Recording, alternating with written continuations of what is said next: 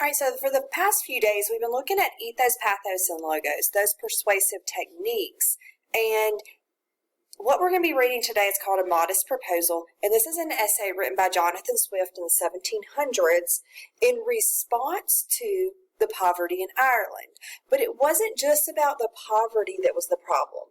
The real problem that he wanted to bring attention to was these rich English landlords and the people who were in charge in England and their policies, and how what they were doing not only kept those Irish people poor, but also took advantage of those Irish people. And so he sees this problem, and that's what this essay is going to do, is it's going to bring attention to that and convince people that there needs to be a change. So what we're going to be doing in the first couple of paragraphs is I want to look at what the problem is. So you're going to be paying attention to the problem, and then we're going to look at persuasive techniques. All right, so when I say persuasive techniques, you're going to be looking for the ethos, which is the ethical appeal. You're going to be looking at pathos, which is the emotional appeal. And then you're going to be looking at logos. And logos is the logical appeal. Okay, so we're going to look through the first just two paragraphs first. And then after we do those two paragraphs, I'm going to help you guys see how I want you to do the notes. And then hopefully you'll understand a little bit better of what I'm expecting. So here we go. Modest proposal for preventing the children of poor people from being a burden to their parents or country, and for making them beneficial to the public. Written by Jonathan Swift and performed by Frank Markopoulos of frankmarkopoulos.com. Is a melancholy object to those who walk through this great town or travel in the country when they see the streets, the roads, and the cabin doors crowded with beggars of the female sex, followed by 3, 4, or 6 children, all in rags, and importuning every passenger for an alms.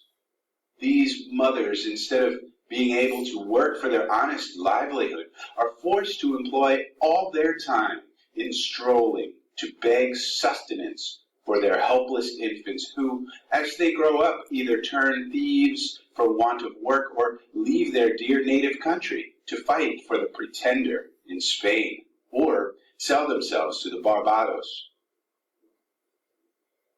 I think it is agreed by all parties that this prodigious number of children in the arms, or on the backs, or at the heels of their mothers, and frequently of their fathers, is in the present deplorable state of the kingdom a very great additional grievance. And therefore, whoever could find out a fair, cheap, and easy method of making these children sound and useful members of the Commonwealth would deserve so well of the public as to have his statue set up for a preserver of the nation. Okay, so let's look at this first part. All right, so he says it's a melancholy object. Melancholy meaning sad, depressing. So it's a melancholy object whenever you see, and then what does he say that you can see in their country? He says that the roads, the cabin doors, crowded with beggars of the female sex, followed by 3, 4, or 6 children, all in rags, and importuning every passenger for an alms. And that last part, importuning every passenger for an alms, that just means that they're asking for money. All right, so I'm going to highlight that. All right, so you already know that because it says it is a melancholy object. I mean, melancholy meaning, it's sad, it's depressing. So if it's melancholy, you should see already that a persuasive technique that he's going to be using is pathos, right? So what kind of emotion do you think this brings up whenever he talks about all of these beggar women, mothers, followed by their children who are dressed in rags and asking for food and money? And so there are actually two emotions that I can really think of.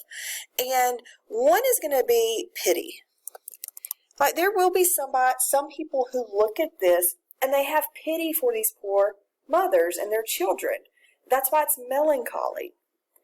But think about the audience that I told you. The audience is really going towards these rich English people, these rich English landlords who are taking advantage of these Irish people. So what kind of emotion do you think this might give to those people? So while some people may take pity, and that may bring up pity, I can imagine that for the rich people, it's going to bring anger or frustration. Because I can just imagine them being like, yeah, I can't even walk down the road without them asking for food and money. All right, so the rest of this first paragraph just basically talks about how the mothers are just on the streets begging for sustenance, which is food and water, money, what they need to live. And then he says, they're just going to grow up to be thieves, or they're going to leave our country. They're going to fight for the pretender in Spain, or sell themselves to the Barbados. And that means they would sell themselves to the Barbados as indentured servants, where they would go and work and then eventually move there. So the second paragraph is really where we're going to get that problem. And remember, I told you earlier, like we're going to focus in on that problem. What is the problem? Which we're already starting to see it. But he says that, it's a prodigious number of children. So it's a great number of children, a very high number of children that are living in this present deplorable state of the kingdom. Deplorable meaning very bad. And he says it's a very great additional grievance or problem. So he's saying there are so many poor children living in these terrible conditions that it's a major problem for our country. And so someone needs to come up with a solution. So what is the problem that he brings up at the very beginning of his essay? He brings up the poverty in Ireland, and not just the poverty in Ireland, but the need for a solution. So there's his problem. He's setting up the problem. That there's poverty in Ireland, and then you need a solution to fix it. We've already seen pathos used here, and we're going to be looking at a lot more persuasive techniques as we move on. So I've moved down to paragraph 3, and we're going to read paragraphs 3 and 4 here. And we're going to really start focusing in and finding evidence of how he's using persuasive techniques to convince his audience that the solution he's come up with is a good solution to the poverty. So, I'm going to play these 2 paragraphs and then I'll go through it. My intention is very far from being confined to provide only for the children of professed beggars. It is of a much greater extent, and shall take in the whole number of infants at a certain age who are born of parents in effect as little able to support them as those who demand our charity in the streets. To my own part, having turned my thoughts for many years upon this important subject, and maturely weighed the several schemes of our projectors, I have always found them grossly mistaken in their computation. It is true, a child just dropped from its dam may be supported by her milk for a solar year, with little other nourishment, at most not above the value of 2 shillings, which the mother may certainly get, or the value in scraps, by her lawful occupation of begging. And it is exactly at 1 year old that I propose to provide for them in such a manner as, instead of being a charge upon their parents or the parish, or wanting food and raiment for the rest of their lives, they shall, on the contrary, contribute to the feeding and partly to the clothing of many thousands. All right, so let's stop there for just a second. All right, so my goal here in these next 2 paragraphs is I'm really going to guide you through how you can find ethos, pathos, and logos as persuasive techniques. It's not always going to be as clear-cut as you think. So let's look at the first paragraph that we just read. All right, so one of the first things I want to point out is that he uses some logic here to really make people say, okay, I want to listen to you because this sounds like it makes sense and that would really help us. So we get some logos. And it's not as clear as something like a fact or a statistic, but it's the logic that he's having here. You could also call this ethos because it's convincing us to listen to him based on his thought process. All right, so the logic here is that his solution will help more than only the poor people. Okay? So if he says, okay, it's not just the poor people that I'm going to help. It's going to be a much greater extent. Then the logic there is, hey, if this can help more than just the poor people, then let's do this for them. This is a good idea for them. Okay? Now let's go on to paragraph 4. In this paragraph, we have some ethos to start off. Remember, ethos is that ethical appeal. It's whenever the writer or the speaker is trying to convince you of their knowledge, their character. They are trying to make you want to believe them. So let's just look at what he says here. He says that he's turned his thoughts for many years. So there's one thing. Having turned my thoughts for many years. And then he says that he's maturely weighed. Now let's talk about those two pieces of evidence that we just picked out. So turn my thoughts for many years. That means he's thought about it for years. Now, this isn't just something, so he's saying, this isn't just something I came up with overnight. I've actually been looking at the numbers. I've been thinking about this for years. And I'll kind of give you an idea of how that could be used in your own life. If somebody says, hey, let's say you're talking about senior prank, and somebody says, hey, I came up with a great idea last night. Let's do this. Or are you going to be more apt to believe someone who says, look, I've been thinking about this for weeks. I've put together this plan. This is what we can do for our senior prank. Who are you probably going to think has a better plan? Who are you probably going to go with to be able to pull it off? You're going to go with the one who's really put in thought and some maybe research behind it.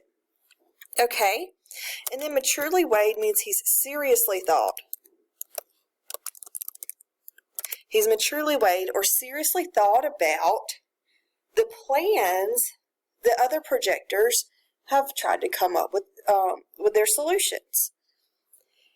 All right, so we've got ethos for those two things because he's convincing these people that they should trust him. All right, so the next thing, well, let me highlight this for you. All right, so the next thing we're going to look at, it says, it is true a child is dropped from his dam and may be supported by her milk for a solar year with little other nourishment. At most, not above the value of 2 shillings. Okay. All right, so I'm going to highlight this entire part right here. And this is actually going to give us pathos, and it's also going to give us some logos. All right. So, where's the pathos come in? You may not recognize it, but I'm going to underline this word right here.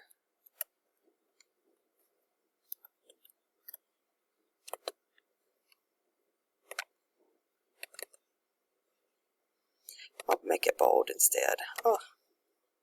All right. So, we've got the pathos because the word dam, the way it's being used here, is a mother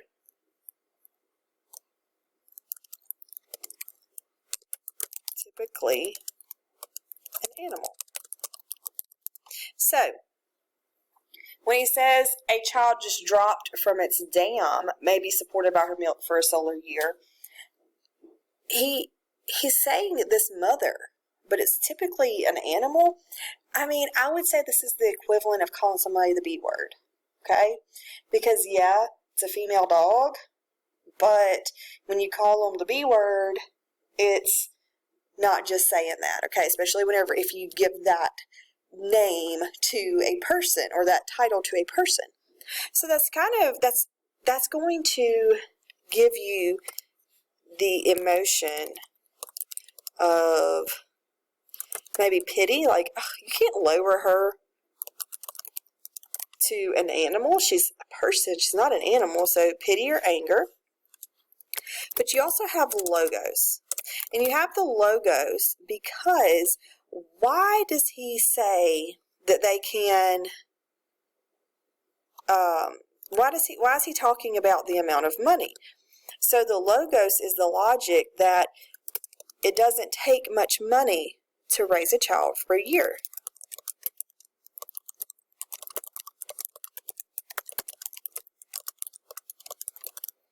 All right, so we get the pathos and the logos. All right, so just that part that I highlighted there, you get the pathos of the mother being lowered to the same level as an animal. But also you get the logic that, hey, these poor families can raise a child for a year because it doesn't cost much money. And so then he goes on in the end of this fourth paragraph and he says, okay, so at 1 year old, we're going to take these children, these babies from the poor families, and we're going to use them. And look what he says they're going to be able to do. He says that these 1 year olds are going to be able to contribute to the feeding and partly to the clothing of many thousands. And I want you to start thinking about this right now. How many of you know a 1 year old? What can a 1 year old do?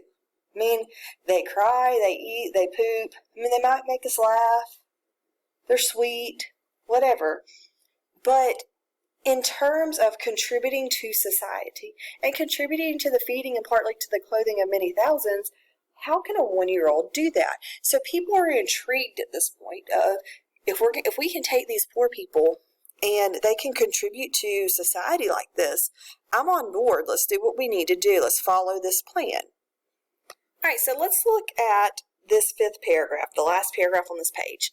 He says, there is likewise another great advantage of my scheme, my plan. It will prevent those voluntary abortions and that horrid practice of women murdering their bastard children, alas, too frequent among us, sacrificing the poor innocent babes, I doubt, more to avoid the expense than the shame, which remove tears and pity in the most savage and inhuman breasts. So I'm just going to highlight a few things. He says that his plan will prevent abortions and murdering their children. So let's highlight that. And this can be both pathos and ethos. And let me explain how it can be. So the pathos of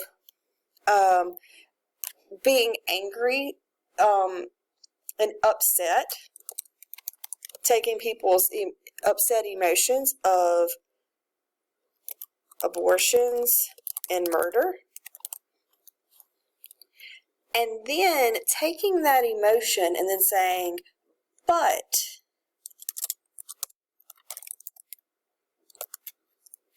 and then the ethos in it, and I'm going to separate these. The ethos in it is that he cares enough to come up with a solution. Because remember, ethos is about the character. So he's trying to say, look, I care enough about this. Like, this hurts my heart. So I want to do something to help this. And I'm gonna highlight this down here. He says that this should, and I like the persuasive technique he uses here. He says This should move tears and pity in the most savage and inhuman breast. So, what is he doing? He's pinning them up against a wall by saying this, because he's saying the most savage and inhuman breast can be moved to tears and pity over abortion and murder of these poor children. And so what does he do? He pins them up against the wall and basically says, if you aren't moved to tears over this abortion and murder, if you have no pity for these poor children, then you are savage and inhuman. You are worse than that. And so people can't really say, well, I don't care about that, because that puts them in a very low state of being a savage. Okay. So I'm going to play this last paragraph that's on this page before we move on to the next part. Great advantage in my scheme that it will prevent those voluntary abortions and that horrid practice of women murdering their bastard children, alas, too frequent among us, sacrificing the poor innocent babes, I doubt, more to avoid the expense than the shame, which would move tears and pity in the most savage and inhuman breast. All right, so on this second page, I've already highlighted a few things. And so if you need to pause the video and highlight on your page, that's good. You can go ahead and do that. Whenever you get this highlighted, you can come back. So this is Logos. And it's the logic of he's going to go through and he's going to calculate how many children are born to poor parents every year. And so we're going to look at his figures. He says that in the kingdom there are 1.5 million people. But let's look at where he starts. He says there are about 200,000 couples whose wives are breeders. Then what does he do? He's going to subtract 30,000 couples. And why does he do that? Why does he subtract 30,000? And he says they're able to maintain their own children. So of the 200,000 who can have a baby in a given year, 30,000 can probably take care of themselves. So I'm going to do this over here just to save room. So then he says, okay, so that leaves us with 170,000. Of those 170,000, he is now going to subtract 50,000 more. Because those women will miscarry or the children will die within a year. So at that point, there remain 120,000 children born to poor parents each year. All right, so he goes through the logic of how he comes to the number of 120,000 children of poor parents born each year. He could have just said, based on my calculations, we have about 120,000 children of poor parents. But instead of just giving that number out, he actually goes through the logic of how he came to that number. All right, so then he goes on and he says, and now what we have to do is we have to figure out how we're going to provide for them, which, as he's already said, is not possible. And he says it's not possible because, and what he's going to do in this next part is he says we can neither employ them in handicraft or agriculture. They neither build houses, in the country, nor cultivate land. They can very seldom pick up a livelihood by stealing until they arrive at 6 years old. So he kind of goes through all of these reasons and telling us, they can't do these things. These are probably solutions that people had probably come up with.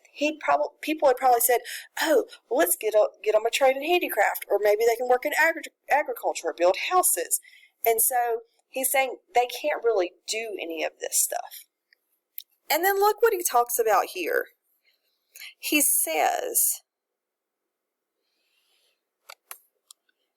talks about picking up a livelihood of stealing. He says they can very seldom pick up a livelihood by stealing till they arrive at 6 years old, except where they are towardly parts. Although I confess they learn the rudiments much earlier, and rudiments meaning the basics. All right, so I'm going to highlight this.